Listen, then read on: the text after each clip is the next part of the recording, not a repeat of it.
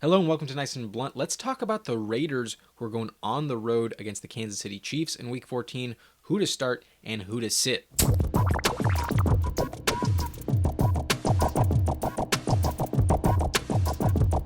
So it was confirmed today they've ruled out Darren Waller, who will not be available for this game. Neither will Kenyan Drake, who is on IR. The Raiders do have a tough matchup against the Chiefs. The Chiefs' defense has been red hot at the moment. No team has scored more than 20 points on them in the last 8 games. Darren Waller's injury definitely benefits Hunter Renfrow, like usual, but his production, I think, is going to be down in this game because the Chiefs' defense, their strength is limiting opposing number 1 wide receivers. I think they'll hold him out of the end zone, but I do think that the volume is going to carry Renfrow to a high floor. I still think he's a top 20 play. He's gotten at least 9 targets in 4 of his last 5 games ever since the bye week, so you trust Hunter Renfrow and you're not taking him out of your lineup. But the player who gets the biggest increase in volume is definitely Josh Jacobs, and he is a must start for me in Week 14. Josh Jacobs has gotten 45 targets in 10 games, so he's averaging 4.5 targets a game this season, and Kenyan Drake was getting 3.3 targets a game.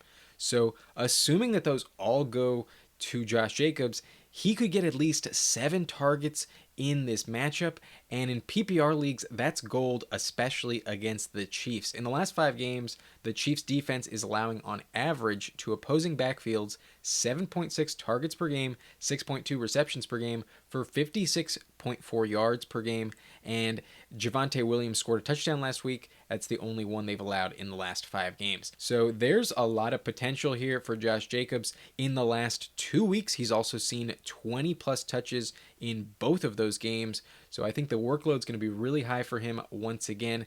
And he's scored 7 touchdowns through 10 games this season. The odds that he scores yet again are very high.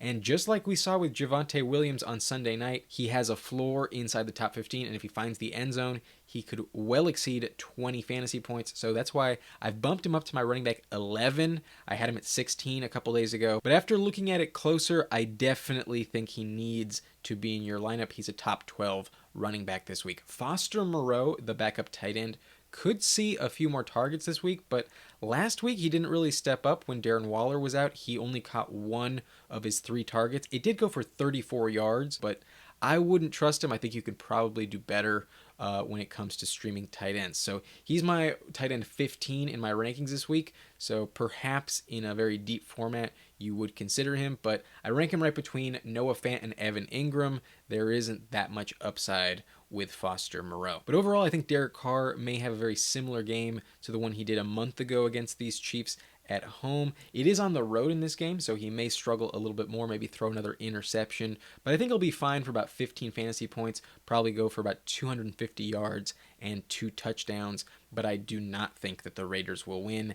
Give me the Chiefs to take this one and stay atop the AFC West division. That's going to wrap up this video. If you enjoyed and would like some more content, hit the like button and subscribe to the channel. My name is Adam Riancho, and thank you for watching Nice and Blunt.